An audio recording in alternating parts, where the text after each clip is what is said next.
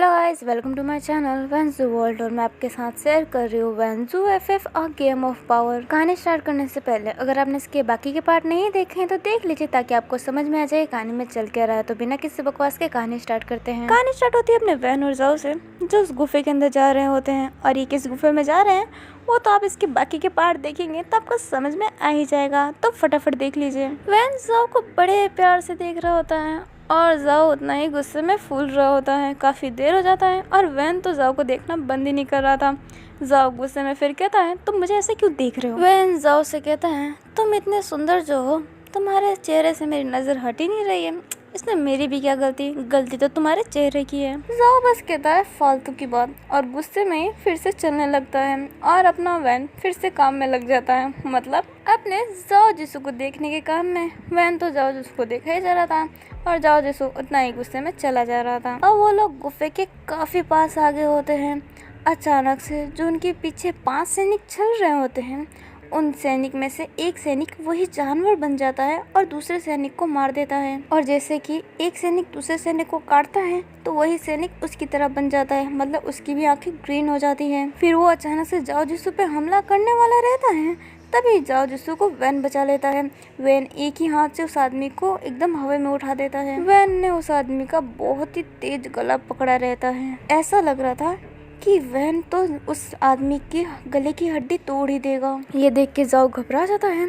जाओ फटाफट वैन के हाथ को उस सैनिक के गले से अलग करता है। जाओ वैन से कहता है तुम इसे मार डालोगी क्या। वैन कहता है वैसे भी वो मर चुका है और वो तुम्हें मारने ही वाला था। जाओ जिसू कहता है पर फिर भी। वैन बोलता है फिर भी क्या तुम उसे मारते नहीं? उसे रोकने के लिए तुम क्या करते? बोलो। जाओ जिसको कोई जवाब नहीं देता है और वहाँ से जाने लगता है। अब 2 सैनिक तो मर ही चुके होते हैं। अब 3 सैनिक अच्छे से थे पर उन तीनों सैनिक को डर लग रहा था कि वो भी उन लोगों की तरह ना बन जाए, इसलिए एक सैनिक वहाँ से भाग जाता है और उसके पीछे पीछे वो दोनों सैनिक चले जाते हैं। मतलब तीनों सैनिक वहाँ से चले गए थे। जाओ जिसू उन्हें रोकने के लिए आवाज़ देता है पर वो रुकते नहीं हैं। जाओ उनको रोकने के लिए उनके पीछे जाने वाला रहता है, तभी वैन जाओ का हाथ पकड़ लेता है। जाओ वैन से कहता है क्या बदतमीजी है, मेरा हाथ छोड़ो। और ये कहते ही हाथ झटक देता है। वैन बोलता है मुझे उनकी ज़रूरत नहीं है, मुझे तो तुम्हारी ही ज़रूरत है सिर्फ। और ये कह के मुस्कुराता है। जाओ सू वैन के सामने मुंह बिगाड़ता है और जाने लगता है। तभी वैन जाओ का हाथ पकड़ लेता है और उसको एक पेड़ के सहारे खड़ा कर देता है। वैन जाओ के बहुत ही करीब आ गया होता है। जाओ वैन से कहता है तुम क्या कर रहे हो। वैन जाओ के और करीब जाता है और उसके लिप पे किस कर देता है। वैन जाओ को इस तरह किस कर रहा होता है कि वैन की जो शरीर में सांस है वो जाओ के मुंह में जाए। वैन और कुछ भी नहीं कर रहा होता है, बस अपना सांस जाओ जिसू के शरीर में डाल रहा होता है। जाओ जिसू तो थोड़ी देर के लिए फ्रीज हो जाता है क्योंकि वैन ने ये सब कुछ अचानक से किया था। फिर जाओ को होश आता है और वैन को धक्का देता है। जाओ जिसू अपनी तलवार निकालता है और वैन को मारने ही वाला रहता है, पर वैन वहाँ से थोड़ा सा साइड हो जाता है, पर वैन के हाथ में कट लग जाता है जिस वजह से बहुत ही खून गिर रहा होता है। वैन का खून जैसे ही जमीन पे गिरता है अचानक से जंगलों से जानवरों की आवाज़ आने लगती है। सारे जानवर चिल्ला रहे होते हैं जैसे कि सारे के सारे जानवर गुस्से में हैं। ये देख के मतलब जानवरों की आवाज़ सुन के जाओ जिसू शॉक हो जाता है और हर जगह देख रहा होता है कि अचानक से जानवरों को हुआ क्या है। जाओ जिसू को तो कुछ समझ में नहीं आ रहा होता है, पर अपने वैन के चेहरे पे एक हल्की सी स्माइल रहती है। तभी अचानक से जाओ जिसू पे कोई एक सांप हमला करने की कोशिश करता है, पर अपना वैन ये देख लेता है और उस सांप को अपने हाथों से पकड़ लेता है। वो सांप काफी जहरीला था, अगर वो जाओ जिसू को काट लेता तो जाओ जिसू पक्का मर जाता। वो सांप काफी झटपटा रहा होता है, उसको तो वैन ने पकड़ा होता है, पर वो वैन को काटना नहीं चाहता था, वो जाओ जिसू को ही काटना चाहता था। वैन उस सांप की आंखों में देखता है और अचानक से वो सांप झटपटाना छोड़ देता है। वैन भी उस सांप को फिर थोड़ा लूज कर देता है और सांप वैन के हाथों पे चढ़ जाता है। जाओ जिसू बोलता है उतारो, ये बहुत जहरीला है, तुम इसे जानते नहीं हो शायद। और ये कहते ही जाओ जिसू वैन के पास जाने लगता है। वैन उसे हाथ दिखाता है, मतलब कि शांत खड़े रहो। जाओ जिसू भी फिर शांत हो जाता है। वो सांप वैन की उसी चोट पे जाता है और पता है वो सांप उसकी चोट पे एकदम रैप सा हो जाता है, फिर थोड़ी देर बाद खुद उतर जाता है। उस सांप के शरीर में तो पूरा खून भर गया होता है। सांप वहाँ से चला जाता है और जाओ जिसू शॉक हो जाता है। जाओ जिसू वैन से कहता है इस सांप ने ऐसा क्यों किया। वैन कहता है क्या किया। वैन के चेहरे पे एक प्यारी सी स्माइल रहती है, वही शांत स्वभाव वाली स्माइल। जाओ कहता है उसने तुम्हारे खून को बहने से रोका है उसने एक कपड़े की तरह टाइट बांध दिया अपने आप को ताकि तुम्हारा खून बहना रुक जाए। ऐसा क्यों किया उसने? सांप ने जाओ जिसू के हाथ तो उससे खून निकलना बंद किया। जैसे कि खून निकलता है तो हम कपड़े बांध लेते हैं ना ताकि खून ना निकले, वैसे ही सांप ने किया अपने आप को बांध के। जाओ कहता है क्यों किया? वैन कहता है पहले ये बताओ कि मुझे चोट क्यों दिया? मैंने क्या किया ऐसा तुम्हारा? जाओ गुस्से में बोलता है तुमने मुझे किस किया? वैन बोलता है मैं तुम्हें किस किया? मैं तो बस तुम्हें अपना सांस दे रहा था ताकि तुम पे उस जहर का असर ना हो। जाओ कहता है क्या मतलब? वैन कहता है तुम सबको पता है कि भूत घाटी के पास कोई शक्ति है। जाओ जिससे बोलता है हाँ तो?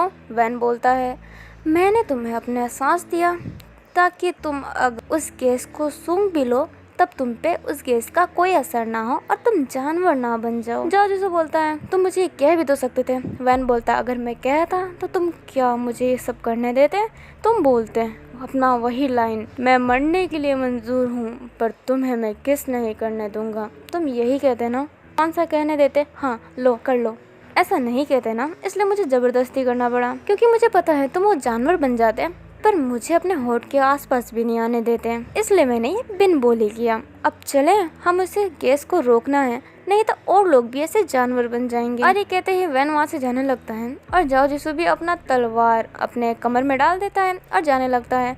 पर जाओ जिसू सोच रहा होता है कि अचानक से जानवरों की आवाज क्यों आई और वो सांप अचानक से कैसे आ गया और सांप ने ऐसा क्यों किया।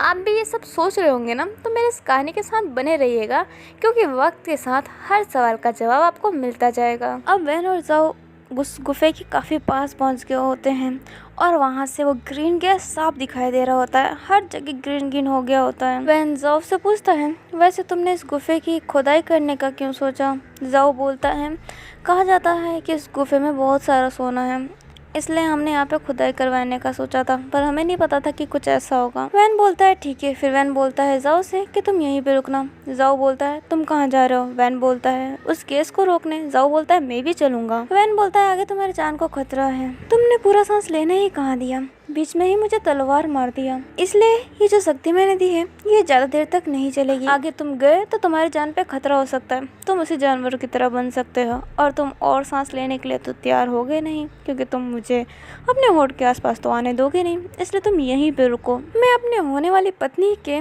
जान पे खतरा नहीं दे सकता। जाओ जिसू फिर से गुस्से में बोलता है मैं लड़का हूँ, मैं तुम्हारी पत्नी नहीं हूँ। वैन बोलता है तुम लड़का जरूर हो पर तुम मेरी पत्नी भी हो, कितनी बार बोलूं, अब यहीं पे रहना। और ये कहते हैं उसके सर पे हाथ फेरते हैं और जाओ जिसू गुस्से में वैन का हाथ हटा देता है। वैन मुस्कुराता है और कहता है यहीं पे रुकना और ये कहता है चला जाता है गुफे के अंदर। जाओ जिसू वहीं पे खड़ा रहता है। अब गुफे के अंदर का सीन दिखाया जाता है जहाँ पे पूरा ग्रीन ग्रीन हो गया होता है। वैन अपनी आंखें बंद करता है और कहता है जंगल देवता मुझे शक्ति देना, और अपने हाथों से कुछ करने लगता है। जहाँ से वो गैस निकल रही होती है अचानक से वहाँ पे पूरी मिट्टी भर जाती है और बहुत सारे फूल आ जाते हैं। वो गैस का जहाँ से वो गैस निकल रहा था वो जगह पूरा बंद हो गया होता है और गुफे में पूरा फूल फूल हो गया होता है। बहुत ही सुंदर लग रहा होता है गुफा। फिर वैन अपने हाथों से एक साइन बनाता है जिस वजह से पूरी हवा मतलब जो पूरी ग्रीन गैस होती है वैन के अंदर जाने लगती है। वैन उस हवा को जैसे अपने अंदर अब्जॉर्ब कर रहा हो। वो सारी ग्रीन गैस अब वहाँ से गायब हो जाती है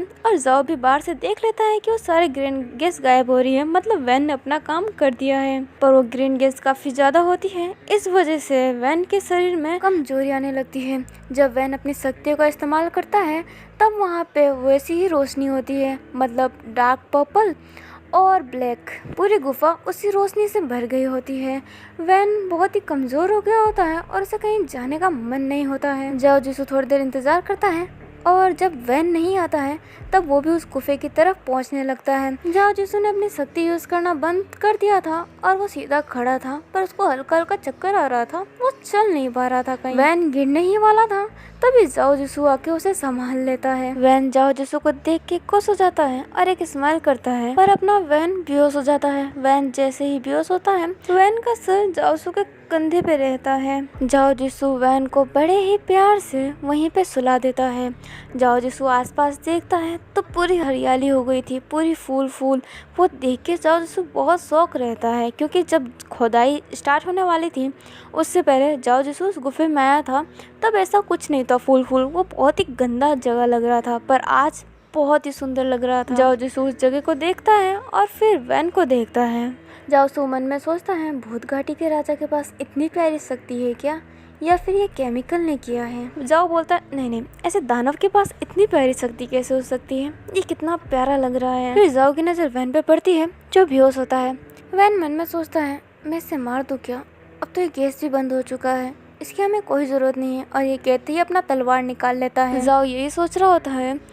फिर जाओ अपनी तलवार एकदम वैन केजिंग के गले पे ले जाता है और मारने ही वाला रहता है। तभी जाओ जिसको अपनी तलवार फेंक देता है और कहता है, नहीं ये गलत होगा, किसी को सोते हुए मारना ये तो छल है, मैं ऐसा नहीं कर सकता। जाओ बोलता है, मैं तो जब इसकी आंखें खुली रहेगी और ये पूरा होश में रहेगा और अपनी पूरी शक्तियों के साथ रहेगा, तब मैं इसे मारूंगा, तब मजा आएगा। इसे कहते हैं सूरवीर की लड़ाई। अगर मैं अभी इसे मार भी दिया तो मैं सूरवीर नहीं कहलाऊंगा, मैं तो एक कायर कहलाऊंगा जिसने एक सोते हुए इंसान को मार दिया। अब काफ़ी देर हो जाती है और वैन की आंखें अभी भी नहीं खुली होती है और जाओ वहीं पे बैठा होता है, थोड़ा सा दूर होता है वैन से, पर वो वैन को ही देखा जा रहा होता है। अब कहानी जब काउ वेनिंग पे होती है, काफ़ी नाइट हो गई होती है, इसलिए उसको जाओ जिसू की टेंशन होने लगती है कि वो ठीक है कि नहीं। इसलिए काउ वेनिंग बिना किसी से बताए जाओ जिसू को देखने चला जाता है। अब गुफे की सीन दिखाई जाती है जहाँ पे अपने वैन केजिंग को होश आ गया होता है। वैन केजिंग उठता है तो अपने सामने देखता है तो अपना जाओ जिसू तो रहता नहीं है।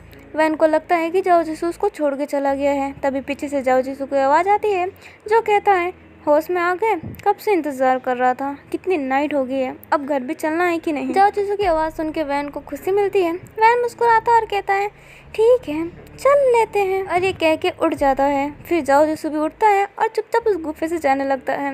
वैन मुस्कुराता है और उसके पीछे पीछे जाने लगता है। वो थोड़ा दूर जाते हैं तभी काउ वेनिंग वहाँ पे पहुँच गया होता है। काउ वेनिंग फटाफट जाओ जिसू के पास जाता है और उसके शरीर पे हाथ रख लेता है और कहता है, आप ठीक तो है ना मास्टर शू। और ये देख के वैन को थोड़ी सी शायद जलन होती है, इसलिए वैन काउ वेनिंग का हाथ हटा लेता है और कहता है, तुम कौन हो। काउ वेनिंग बोलता है, मेरा नाम काउ वेनिंग है, मैं जाओ सर का दोस्त हूँ। वैन बोलता है, ओह तुम हो काउ वेनिंग। काउ वेनिंग बोलता है, आपने मेरे बारे में सुना है। वैन बोलता है काउ वेनिंग पूछता है, आपने किससे मेरे बारे में सुना है, बोलिए। वैन बोलता है, तुम्हें क्या करना, मैंने किसी से भी तुम्हारे बारे में सुना हूँ। और एक एक जाने लगता है। अचानक से काउ वेनिंग अपनी तलवार निकाल लेता है और वैन के गर्दन पे रख देता है। ये देख के वैन मुस्कुराता और कहता है, तुम मुझे मारना चाहते हो, तुम्हें क्या लगता है तुम मेरे से लड़ पाओगे। काउ वेनिंग घबराते हुए कहता है, मैं आपसे लड़ना नहीं चाहता, पर मैं और डर के भी नहीं रह सकता, बताओ गुजियान कैसी है। जाओ जिसो चुपचाप ये देख रहा होता है। वैन केजिंग मुस्कुराता और कहता है, कौन कैसी है। काउ वेनिंग बोलता है, गुजियान कैसी है। वैन केजिंग साइड स्माइल करता है। वैन केजिंग अचानक से ही काउ वेनिंग की तलवार को अपने हाथों से पकड़ लेता है और काउ वेनिंग की तलवार को अपने साइड कर लेता है, मतलब वो उसके हाथ से तलवार छीन लेता है। वैन केजिंग काउ वेनिंग की तलवार को काउ वेनिंग के गर्दन पे ही रख के कहता है, अगर लड़ने की हिम्मत ना हो तो लड़ा नहीं करते। और ये कहते ही तलवार फेंक देता है और वहाँ से जाने लगता है। तभी जाओ जिसू अचानक से अपना तलवार निकाल देता है और वैन केजिंग के गर्दन पे रख देता है। वैन केजिंग कहता है, ये देख के वैन केजिंग के चेहरे पे एक अजीब सी स्माइल रहती है, मतलब लाइक एकदम डेविल स्माइल। वैन केजिंग हल्के भारी आवाज में कहता है, तुम भी मुझे मारना चाहते हो। जाओ जिसू कहता है, मैं तो तुम्हें मारना शुरू से ही चाहता हूँ, पर मैं अभी बस इतना जानना चाहता हूँ कि मेरी गुजियान कैसी है। वैन केजिंग मुस्कुराता और कहता है, वो लड़की जिसने बैंगनी कलर का ड्रेस पहना था, जो अगले साल आई थी। जाओ जिसू हाँ में सर हिलाता है। जाओ जिसू बोलता है, कहीं तुम मुझसे खा तो नहीं गए ना। वैन केजिंग एक अजीब सी स्माइल करता है और अपने पेट पे हाथ रखता है और कहता है, बड़ी स्वादिष्ट थी, और ये कह के वहाँ से जाने लगता है। जाओ जिसू और काउ वेनिंग को लगने लगता है कि वैन ने उसे मार के खा गया। जाओ जिसू को बहुत गुस्सा आ रहा होता है और जाओ जिसू वैन को मारने जा ही रहा होता है, तभी अपना काउ वेनिंग जमीन पे बैठ के रोने लगता है। ये देख के जाओ जिसू काउ वेनिंग के पास जाता है और उसे संभालता है। फिर वो तीनों महल पहुंच जाते हैं। वैन केजिंग बोलता है, अच्छा हमारी शादी कब हो रही है। ये सुन के जाओ जिसू को गुस्सा आ जाता है। जाओ जिसू कुछ कहने वाला रहता है, तभी उस गाँव चोन जाओ जिसू का हाथ पकड़ लेता है और कहता है, आज तुम रुको यहीं पे, हम कल बताएंगे, तुम्हारा कक्ष हमने तैयार कर रखा है। वैन केजिंग बोलता है, ठीक है मैं जाके आराम कर लेता हूँ, मैं बहुत थक चुका हूँ और मुझे भूख भी लगी है, तो कुछ मेरे लिए खाने को भी भिजवा देना। गाओचन बोलता है माफ करना, हमारे पास इंसान नहीं है। वैन बोलता है मुझे इंसान खाना भी नहीं है, वैसे आप होते खाने के लिए तो मज़ा आ जाता, पर आप तो मेरे खाने के लिए होंगे नहीं ना, इसलिए मेरे लिए कोई नॉर्मली खाना भिजवा देना। और ये कह के वहाँ से जाने लगता है। वैन वहाँ से चला जाता है और जाओ जिसु गुस्से में फूल रहा होता है। जाओ जिसु बोलता है इसने मेरी गुजियन को मार डाला, मैं इससे नाइट में ही मार डालूंगा, मैं इसकी जान ले लूँगा। और ये कह के पीछे जाने वाला रहता है।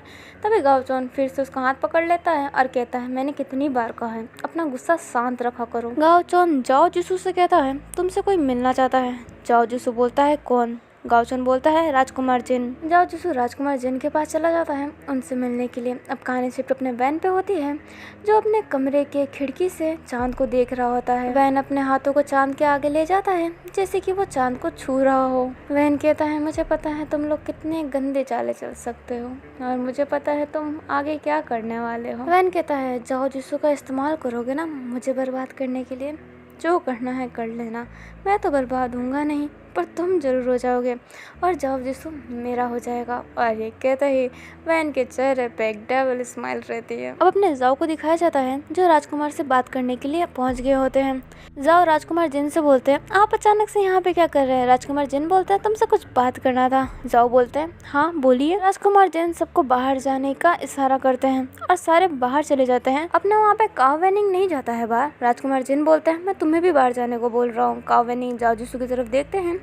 जाओ जिसु बोलते हैं जाओ। फिर जाओ काव वेनिंग भी बाहर चले जाते हैं और कमरे में 3 लोग रहते हैं, गाओचन, जाओ जिसु और राजकुमार जिन। राजकुमार जिन जाओ से पूछते हैं तुमने उस राजा की शक्ति देखी, उसके पास क्या शक्ति है? जाओ बोलते हैं पता नहीं, मैंने उसकी शक्ति नहीं देखी, उसने मुझे गुफे के थोड़े दूर खड़ा करा दिया था और कहा था कि अंदर मत आना। उसने बोला था कि अगर मैं अंदर जाऊंगा तो मैं भी उन लोगों की तरह बन जाऊंगा। राजकुमार जिन कहते हैं कि ये सब बहाना है, वो अपनी शक्ति किसी को नहीं दिखाना चाहता ताकि हम उस पर हमला ना कर सके। अगर उसकी शक्ति का अंदाजा होगा तो हम उसे मार सकते हैं ना, इसलिए वो अपनी शक्ति सबसे छुपाना चाहता है। गाओचन बोलते हैं मतलब तुम उस गुफे के अंदर गए ही नहीं? जाओ बोलते हैं नहीं मैं गया था। गाओचन बोलते हैं अच्छा तो तुमने उसकी शक्ति की थोड़ी सी भी झलक देखी क्या? जाओ कहते हैं नहीं शक्ति की झलक नहीं देखी, जब मैं गया था तब वैन वहीं पे खड़ा था, वो उसको चक्कर आ रहे थे जैसे वो गिरने वाला था, मैं उसके पास गया और उसे संभाला गिरने से। राजकुमार जिन बोलते हैं तुमने कुछ देखा नहीं, तुम्हें कुछ अजीब सा नहीं लगा? जाओ बोलते हैं हाँ वो गुफे में बहुत सारी फूल हो गई थी, जब मैं पहले गया था तो वो बहुत ही गंदा लग रहा था, पर आज जब मैं गया तो वो बहुत ही सुंदर था। और हाँ पता नहीं क्यों अचानक से बहुत सारे जानवर की आवाज़ आने लगी जंगल में जब वैन केसिंग को चोट लगा था तब, और एक सांप भी आया था जो वैन केसिंग के चोट पे पूरा ऐसा ना बंद सा गया था, उसका खून बहने से उस सांप ने रोका था जैसे। राजकुमार जिन कहते हैं अच्छा। जाओ बोलता है हाँ मैंने बस इतना ही देखा। राजकुमार जिन बोलते हैं पता है जाओ जिसु? जाओ बोलते हैं क्या? राजकुमार जिन बोलते हैं जंग और प्यार में सब जायज़ होता है, तुमने तो ये सुना ही होगा। जाओ जिसु बोलते हैं हाँ मैंने सुना है, पर अभी आप ये बात क्यों पूछ रहे हैं? राजकुमार जन बोलते हैं तुम अपने कबीले के लिए क्या कर सकते हो, तुम अपने ये पूरे देश के लिए क्या कर सकते हो? जाओ जिसु एकदम जोश में बोलते हैं मैं कुछ भी कर सकता हूँ अपने कबीले को बचाने के लिए। राजकुमार जिन मुस्कुराते हुए कहते हैं अच्छा। जाओ जिसु बोलते हैं हाँ। और अभी स्टार्ट होती है काव वेनिंग से। काव वेनिंग जाओ के कमरे में जाओ का इंतजार कर रहा होता है। काव वेनिंग मन में ही सोच रहा होता है कि ऐसा क्या करे जो भूत घाटी का राजा जाओ से रिश्ता तोड़ दे खुद ही। काव वेनिंग ये सोच ही रहा होता है तभी वहाँ पे जाओ आ जाता है। जाओ काव वेनिंग को देख के बोलता है क्या सोच रहे हो तुम? काव वेनिंग जाओ को देख के खुश हो जाता है और कहता है कि मैं तो ये सोच रहा था कि वो भूत घाटी का राजा से रिश्ता कैसे तोड़वाए। जाओ थोड़ी देर शांत हो जाता है और उसके चेहरे पे थोड़ी सी मायूसी दिखती है। फिर जाओ एक स्माइल करता है और कहता है कि इसकी कोई जरूरत नहीं है। काव वेनिंग बोलता है क्यों, आपने कुछ पहले ही सोच लिया है क्या? जाओ बोलता है नहीं मैंने कुछ नहीं सोचा है, पर तुम्हें भी सोचने की कोई जरूरत नहीं है। काव वेनिंग और कुछ बोलता है उससे पहले जाओ काव से बोलता है काव वेनिंग बोलता है हाँ। जाओ बोलता है मैं जब यहाँ पे आया था ना तो मैं बहुत ही गुस्से में था, मुझे अपना जगह छोड़ के नहीं आना था, पर एक तुम्हारे वजह से मैं यहाँ पे रह पाया। जब मैं तुम्हें ट्रेनिंग देता था तो मुझे बहुत अच्छा लगता था, मैंने आज तक तुम्हें अपने छोटे भाई की तरह माना है, इसलिए अपना ख्याल रखना, दूसरों से पहले अपने बारे में सोचना, ठीक है? जाओ ये कहते ही काव वेनिंग के गाल पे हाथ रख लेता है। काव वेनिंग जाओ का हाथ पकड़ लेता है और कहता है आप क्या सोच रहे हो? जाओ बोलता है कुछ तो नहीं। काव वेनिंग बोलता है मैं बचपन से जानता हूँ आपको, आप भूत घाटी के राजा से शादी करने का तो नहीं सोच रहे ना? जाओ पहले शांत रहता है, फिर काव वेनिंग बोलता है सच बताइए प्लीज। जाओ बोलता है हाँ मैं भूत घाटी के राजा से शादी करने वाला हूँ। ये सुन के काऊ वेनिंग को गुस्सा आ जाता है और वो गुस्से में ही बोलता है, पर क्यों? आप उनसे शादी क्यों करना चाहते हो? आप तो उनसे इतनी नफरत करते हो, तो अब क्या हुआ? आप उनसे शादी क्यों करना चाहते हो? जाओ गुस्से में बोलता है, मैं नफरत करता नहीं था, करता हूँ और करता रहूंगा। काऊ वेनिंग भी थोड़ी ऊंची आवाज में बोलता है, तो क्यों शादी कर रहे हैं अगर आप नफरत करते हैं तो? जाओ बोलता है, बस मैं करना चाहता हूँ उससे शादी। काऊ वेनिंग बोलता है, राजकुमार जिन, उनने कुछ बोला ना, या फिर गाओचोंग सर ने? बताइए मुझे। जाओ जिसु शांत रहता है। काऊ वेनिंग बोलता है, बताइए क्या बात हुई है अंदर? जाओ जिसु बोलता है, इससे तुम्हें कोई मतलब नहीं होना चाहिए। काऊ वेनिंग बोलता है, मतलब है मुझे। पर जाओ जिसु काऊ वेनिंग की बातों का कोई जवाब नहीं देता है, इसलिए काऊ वेनिंग कहता है, ठीक है आप शादी कर लीजिए, पर शादी के बाद आप मुझे भी ले जाएंगे अपने साथ। जाओ बोलता है, तुम कहीं नहीं जाओगे, तुम यहीं पे रहोगे। काऊ वेनिंग बोलता है, मैं जाऊंगा, अगर आप उनसे शादी करेंगे तो मैं आपके साथ ही रहूंगा, मैं आपको कहीं छोड़ के नहीं जाने वाला। जाओ गुस्से में बोलता है, मैंने बोल दिया ना। तो काऊ वेनिंग बोलता है, मैंने भी बोल दिया है, और अगर आपने मेरी बात नहीं मानी, जाओ बोलता है, तो क्या नहीं मानी तो क्या? काऊ वेनिंग अपना तलवार निकाल लेता है और अपने गले पे रख लेता है। काऊ वेनिंग बोलता है, अगर आपने मेरी बात नहीं मानी तो मैं जान दे दूंगा। अगर मैं आपकी जिंदगी ना बचा पाया तो इस जिंदगी का मतलब क्या है? मैंने गुलशन से वादा किया था कि मैं उसकी हमेशा रक्षा करूंगा, पर उसका तो मैं रक्षा कर नहीं पाया। पर मैं आपको कुछ नहीं होने दूंगा। आपको मुझे अपने साथ ले जाना पड़ेगा ताकि मैं आपकी रक्षा कर सकूं। जाओ गुस्से में बोलता है, पागलपंती मत करो काऊ वेनिंग। वेनिंग बोलता है, अब जो है वो है, आपको मुझे ले जाना पड़ेगा, नहीं तो आपको ये शादी नहीं करना है। जाओ बोलता है, तुम समझ नहीं रहे हो मेरी बात को। काऊ वेनिंग बोलता है, आप नहीं समझ रहे हैं मेरे बात को। जाओ बोलता है, मैं तुम्हें नहीं ले जाऊंगा। काऊ वेनिंग बोलता है, तो ठीक है। काऊ वेनिंग अपना तलवार चला ही लेता है, पर जाओ बीच में काऊ वेनिंग को रोक लेता है। काऊ वेनिंग की तलवार को अपने हाथों से पकड़ लेता है, पकड़ के उसे दूर कर देता है। पर काऊ वेनिंग के हल्के हल्के चोट लग जाते हैं तलवार से, तो खून निकलने लगते हैं। जाओ ये देख के घबरा जाता है और एक कपड़ा उसके खून पे रख देता है ताकि उसका खून रुकना बंद हो जाए। जाओ काऊ वेनिंग से बोलता है, तुम पागल हो गए हो क्या? काऊ वेनिंग बोलता है, हाँ मैं पागल हो गया हूँ, मैं आपको खोने के डर से पागल हो गया हूँ। आप भूत घाटी जाएंगे, वहाँ के राजा ने आपके साथ कुछ कर दिया तो? आपको तो अपनी पड़ी हुई नहीं है, पर मुझे आपकी बहुत पड़ी हुई है, क्योंकि आपने मुझे अपना छोटा भाई माना है, वैसे ही मैंने आपको अपना बड़ा भाई माना है, और मैं अपने बड़े भाई को अपने आंखों के सामने कुछ होता हुआ नहीं देख सकता। जाओ बोलता है, तुम समझ नहीं रहे हो। काऊ वेनिंग बोलता है, आप नहीं समझ रहे। अगर आपने मुझे अभी मरने से रोक भी लिया ना, तो जैसे ही आप भूत घाटी में कदम रखेंगे वैसे ही आपको खबर आएगी कि काऊ वेनिंग मर चुका है। ये सुन के जाओ को बहुत गुस्सा आता है और काऊ वेनिंग को एक तेज थप्पड़ मारता है। काऊ वेनिंग बोलता है, जितना मारना है मार लीजिए, पर अगर आप मुझे नहीं ले गए तो मैं अपनी जान दे दूंगा, ये मेरा वादा है मास्टर शू। जाओ को आखिरकार काऊ वेनिंग को अपने साथ ले जाने के लिए मानना ही पड़ता है। जाओ कहता है, ठीक है तुम चल सकते हो, पर अगर उस भूत घाटी के राजा ने मुझे मारने की कोशिश की तो तुम मुझे बचाने की कोशिश नहीं करोगे, वहाँ से भाग जाओगी अपनी जान बचा के। काऊ वेनिंग हंसता है और कहता है, बिल्कुल नहीं, मैं ऐसा कुछ नहीं करने वाला, मैं आपके साथ मरूंगा अगर मैं आपको बचा नहीं पाया तो। जाओ बोलता है, तुम बहुत जिद्दी हो गए हो। काऊ वेनिंग बोलता है, हाँ मैं हो गया हूँ। और ये सीन यहीं पे खत्म होता है। अब नेक्स्ट डे का सीन दिखाया जाता है। वैन अपना सो के उठा ही होता है और वैन कहता है कि हाँ अच्छी नींद आई, नींद तो अच्छी आ गई, पर पेट नहीं बढ़ा मेरा। यहाँ का खाना कितना अजीब है, बिल्कुल स्वाद ही नहीं है। तभी वैन के कमरे में एक दासी आती है जो वैन को कहती है, मैं अंदर आ सकती हूँ? वैन बोलता है, हाँ आ जाओ। वो दासी अंदर आती है और वैन को कपड़ा देती है। वो दासी वैन से कहती है कि आप नहा लीजिए जल्दी से, गाओचोंग सर ने आपको बुलाया है। वैन बोलता है, ठीक है तुम जा सकती हो, और वो दासी वहाँ से चली जाती है। वो दासी ना थोड़ी डरी डरी सी लग रही थी। वैन उस कपड़े को देखता है तब वैन नोटिस करता है कि यहाँ के जितने भी दास थे ना, उन्होंने ऐसे ही ड्रेस पहने थे।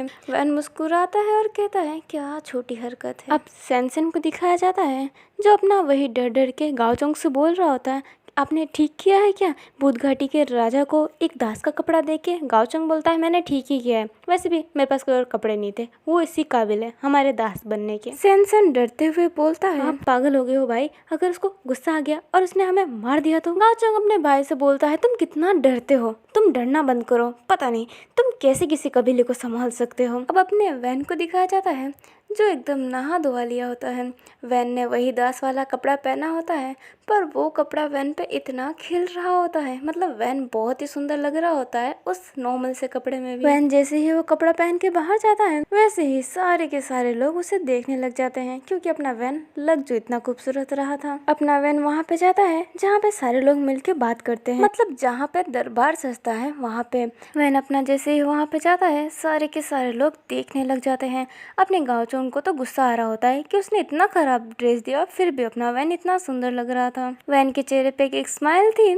वैन अपने उस कपड़े को छूते हुए गाँव के सामने कहता है कि आपने मुझे बहुत प्यारे ड्रेस दिए हैं, क्या मैं इसको अपने साथ ले जा सकता हूँ? ये मुझे बहुत ही अच्छा लगा है, धन्यवाद इतना अच्छा ड्रेस देने के लिए। वैन केजिंग एक्चुअली में गाँव को टोंट मार रहा होता है। गाँव अपनी नजरें हटा लेता है और कुछ नहीं कहता। अपना वैन मुस्कुरा रहा होता है। वैन इधर उधर देखता है, मतलब वैन अपने जाओ को ढूंढ रहा होता है। तभी पीछे से जाओ के साथ काव वेनिंग आते हैं। वैन जैसे ही जाओ को देखते हैं वो तो बहुत खुश हो जाते हैं और स्माइल कर रहे होते हैं, पर जब जाओ वैन को देखते हैं तो उनके चेहरे पे कोई इंप्रेशन नहीं रहता है। पर जाओ मन में ही सोचते हैं ये दास वाला कपड़ा क्यों पहना है। फिर जाओ जिसू जाके बैठ जाता है और वैन भी जाके बैठ जाता है। फिर गाचोन वैन से कहता है कि आप शादी के लिए कल आ सकते हैं, मतलब आप और जाओ की शादी कल हो सकती है। ये सुन के वैन मुस्कुराने लगते हैं कि अपने जाओ ने वैन से शादी करने के लिए हाँ बोल दिया है। वैन खुशी से खड़े हो जाते हैं और स्माइल कर रहे होते हैं और जाओ को देख रहे होते हैं, पर जाओ अपनी नजर वैन से हटा लेते हैं। वैन फिर सबसे कहते हैं कि मुझे खुशी है कि जाओ मेरे से कल शादी करना चाहता है,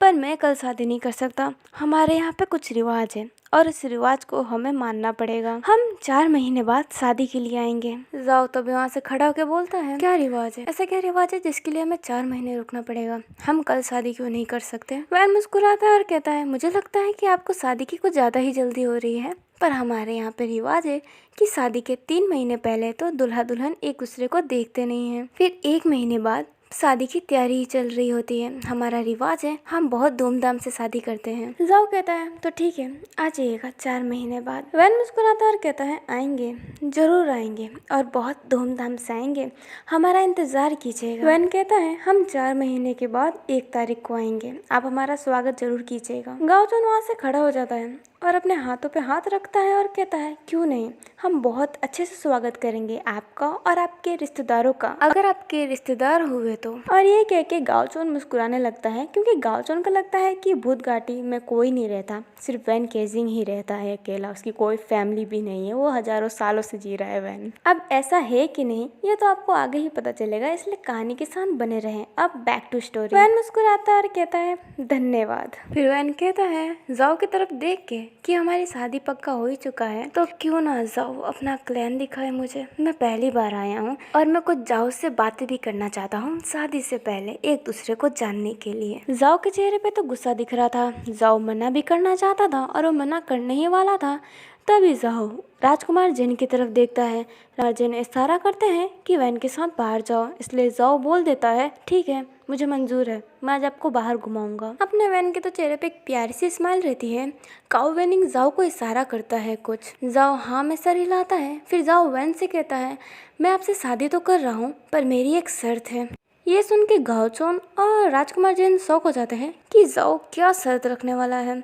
वैन मुस्कुराता है और बोलता है क्यों नहीं, आप हमारी होने वाली पत्नी हैं, आपका तो इतना हक बनता ही है, बताइए क्या शर्त है आपका। ये सुन के जाओ गुस्सा होता है और कहता है मेरी एक शर्त नहीं मेरी 2 शर्तें हैं। वैन हंसता है और कहता है अचानक से 2 हो गई, चलिए कोई नहीं, आप हमारी होने वाली पत्नी हैं, कि सारी शर्तें मानने के लिए तैयार हैं, बोलिए क्या शर्त है आपका। जाओ बोलता है मेरी पहली शर्त तो ये है कि आप मुझे मेरी पत्नी पत्नी कह के नहीं बोलेंगे, मैं भी एक लड़का हूँ, मुझे अच्छा नहीं लगता है। वैन हंसता है और कहता है मैंने कितनी बार कहा है आप लड़का जरूर है पर आप मेरी होने वाली पत्नी भी हैं। जाओ कहता है मुझे इन सब से कोई मतलब नहीं है पर आप मुझे पत्नी नहीं कहेंगे। फिर वैन कहता है ठीक है बाबा हम आपको पत्नी नहीं कहेंगे पर आप ही बताइए हम आपको क्या कहें। जाओ बोलता है मेरा एक नाम आप ये बोल सकते हैं। वैन बोलता है नहीं हम ये नहीं बोलेंगे। जाओ बोलता है क्यों आप नहीं बोल सकते मेरा नाम। वैन कहता है क्योंकि आपको सब इसी नाम से बुलाते हैं, हम नहीं चाहते कि लोग आपको जिस नाम से बुलाए हम आपको उस नाम से बुलाए, हम तो आपको एक अलग नाम देना चाहते हैं। जाओ फिर मुँह भी करता है और कुछ नहीं कहता।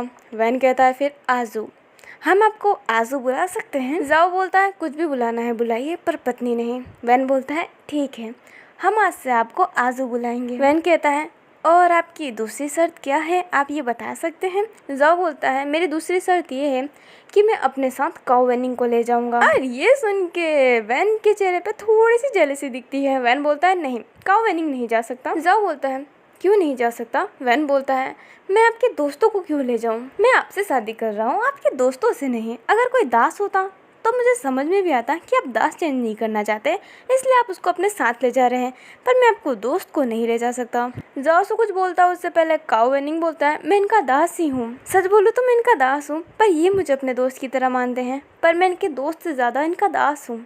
तो अब तो आप मुझे ले जा सकते हैं ना। अब वैन तो कुछ और कह नहीं पाता। वैन गुस्से में ही कहता है ठीक है। ये बात सुन के काओ वेनिंग को तसल्ली होती है कि वैन उसको ले जाने के लिए तैयार हो गया। तभी वैन बोलता है पर काओ वेनिंग, तुम अगर आज़दू के दास हुए तो तुम मेरे भी तो दास हुए ना, क्योंकि मैं तो उनका होने वाला पति जो हूँ, तो आपको तो मेरा भी सेवा करना पड़ेगा। जाओ को गुस्सा आता है और वो वैन को कुछ बोलने वाला रहता है। तब एक काओ वेनिंग जाओ का हाथ पकड़ लेता है और जाओ को इशारा करता है कि शांत हो जाओ, और जाओ शांत भी हो जाता है। पर काओ वेनिंग ने जाओ का हाथ पकड़ा था, ये देख के वैन को बहुत ही गुस्सा आ जाता है। वैन काओ वेनिंग के पास जाता है, जाओ का हाथ आता है और कहता है मेरे आज़दू को छूना मत, ये मेरा होने वाला पार्टनर है और मुझे पसंद नहीं कि मेरे पार्टनर को कोई हाथ लगाए, तो उसकी सेवा करनी भी है तो करो, पर दूर से। अपने जाओ को तो गुस्सा आ रहा होता है, पर काओ वेनिंग ने बोला होता है कि शांत हो जाओ, इसलिए जाओ कुछ बोल नहीं रहा होता है। काओ वेनिंग अपनी नज़रें नीचे कर लेता है और कहता है ठीक है, मैं आज से ध्यान रखूंगा। वैन मुस्कुराता है और कहता है तुम्हारे लिए अच्छा होगा। फिर वैन जाओ की तरफ देखता है और कहता है अब आप मुझे कहीं बाहर ले जा सकते हैं, मुझे बहुत मन हो रहा है, मुझे नाइट को घर भी तो जाना है ना, तो आप मुझे दिन दिन में घुमा दीजिए ताकि मैं रात में घर जा सकूं। जाओ बोलता है ठीक है, और जाओ वहाँ से जाने लगता है। वैन भी उसके पीछे पीछे जाने लगता है और काओ वेनिंग भी जाने लगता है। तभी वैन काओ वेनिंग को घूर के देखता है गुस्से में और कहता है तुम मेरा पीछा ना ही करो तो ठीक है, मुझे और आज़दू को अकेला छोड़ दो, अगर तुम पीछे आए तो बहुत बुरा होगा, ठीक है। और ये कहते ही वैन चला जाता है। काओ वेनिंग फिर भी जाने वाला रहता है, गाओ सोन पर उसे रोक लेता है और कहता है तुम कहीं नहीं जाओगे, तुम यहीं पे रुको। और काओ वेनिंग को तो गाओ सोन की बात माननी ही पड़ती है, क्योंकि वो वहाँ का लीडर था, इसलिए काओ वेनिंग को वहाँ पे रुकना पड़ता है। कहानी शिफ्ट वैन और जाओ पे होती है। जाओ वैन को अपने यहाँ का कहानी दिखा रहा होता है, कपड़ों के और 2-3 हेयर पिन्स, बॉयज़ के हेयर पिन्स होते हैं ना, उनके कपड़ों में लगने वाले वो फित्ते, सब कुछ दिखा रहा होता है। सब कुछ देख रहा होता है और कह रहा होता है यहाँ पे काफ़ी अच्छी अच्छी चीज़ें हैं। जाओ मन में ही कहता है इसे तो कुछ भी अच्छा ही लगेगा ना, क्योंकि इसके यहाँ पे तो सिर्फ काला काला जंगल है, इसने ये सब देखा कहाँ होगा, इसलिए इसको सब कुछ अच्छा लग रहा है। वैन अचानक से जाओ का हाथ पकड़ लेता है और एक दुकान पर ले जाके खड़ा कर देता है। जाओ वैन से अपना हाथ छुड़ाता है और वैन से कहता है मेरा हाथ मत छूना। वैन अपने दोनों हाथ ऊपर कर लेता है और कहता है ठीक है, नहीं छूऊंगा। वैन फिर एक हेयर पिन निकालता है, बॉयज़ के लिए हेयर पिन होता है ना जो चाइना में लड़के लगाते हैं बालों में। वैन उसको अपने हाथों में लेता है और कहता है ये कितना प्यारा है ना। वैन दुकानदार से इसकी रेट पता करता है, दुकानदार रेट बताता है। वैन फटाफट पैसा निकाल के दुकानदार को दे देता है। जाओ पैसा देख के शौक होता है कि भूत घाटी के राजा के पास यहाँ के पैसे क्या कर रहे हैं, क्योंकि कहा जाता है कि भूत घाटी का राजा कभी अपने जंगलों से बाहर निकला ही नहीं है। जाओ वैन से पूछ लेता है तुम्हारे पास पैसे क्या कर रहे हैं। जाओ मुस्कुराता है और कहता है मैंने ना पैसे चोरी कर लिए। जाओ शौक होके कहता है क्या? वैन कहता है हाँ। जाओ कुछ और कहता, उससे पहले वैन ने जो हेयर पिन खरीदा है वो जाओ के बालों में वैन लगाने लगता है। जाओ कहता है ये क्या कर रहे हो? वैन कहता है मैंने तुम्हारे लिए ही तो खरीदा है, तुम इसमें बहुत अच्छे लगोगे। जाओ उस हेयर पिन को निकाल के कहता है मुझे जरूरत नहीं है, अच्छे नहीं लगते। वैन कहता है कहाँ तुम पे अच्छे नहीं लगते, तुम पे कितने अच्छे तो लग रहे। जाओ कहता है मुझे नहीं चाहिए। वैन बहुत जिद कर रहा होता है पर जाओ मना ही कर रहा होता है। वैन कहता है अभी मत पहनना, पर जब हमारी शादी होगी ना तो शादी के दिन ये हेयर पिन जरूर लगाना प्लीज। जाओ कहता है मुझे नहीं लगाना है, मैंने कह दिया ना। पर वैन बहुत ही जिद कर रहा होता है। जाओ को वैन से और बहस नहीं करना होता है, क्योंकि जाओ को बहुत ज़्यादा गुस्सा आता है और वो थक गया होता है बहस कर करके, इसलिए जाओ फटाफट वो हेयर पिन ले लेता है और कहता है ठीक है मैं लगा लूँगा, पर अब एक और लफ्ज़ इस हेयर पिन को लेके कुछ मत बोलना। वैन मुस्कुराता है और कहता है ठीक है नहीं बोलूँगा। अब वैन और जाओ अलग अलग दुकानों में मज़े से घूम रहे होते हैं। वैन को कुछ खाना होता है और वैन वो खा लेता है, मतलब वो ले लेता है दुकानदार से और खा लेता है। दुकानदार जब पैसे मांगता है तो वैन जाओ से कहता है कि इसे थोड़ा पैसा दे दो। जाओ कहता है तुम्हारे पास पैसे थे ना। वैन जाओ के कान में कहता है धीरे से मेरे पास उतने ही पैसे थे, मैंने उतना ही चोरी किया था। जाओ फिर कहता है तो तुमने ये खाने को क्यों लिया? वैन कहता है क्योंकि तुम थे मेरे साथ और मुझे पता है तुम्हारे पास पैसे हैं। वैन मुस्कुराता है और कहता है दे दो पैसे। फिर जाओ को भी पैसे देने पड़ते हैं। वैन हर दुकान से कुछ ना कुछ खा रहा होता है और जाओ को पैसे देने पड़ते हैं। और अभी के लिए इतना ही, हम मिलते हैं नेक्स्ट वीडियो में। अगर आपको ये पार्ट अच्छा लगे तो लाइक कर दीजिए। इस कहानी के बारे में और जानना चाहते हैं तो सब्सक्राइब कर दीजिए मेरे चैनल को, ताकि ये FF जब भी आए सबसे पहला नोटिफिकेशन आपके पास आए। और हाँ सॉरी गाइस, अगर बैकग्राउंड में कुछ नॉइसेस आ रहे होंगे तो माफ़ कीजिएगा मुझे। और जाने से पहले अगर आपको ये वीडियो अच्छा लगा हो ना तो एक कमेंट कर दीजिएगा कि आपको ये कैसा लगा, क्योंकि आपका एक कमेंट मुझे बहुत मोटिवेट करता है। तो अभी के लिए bye bye, see you and take care.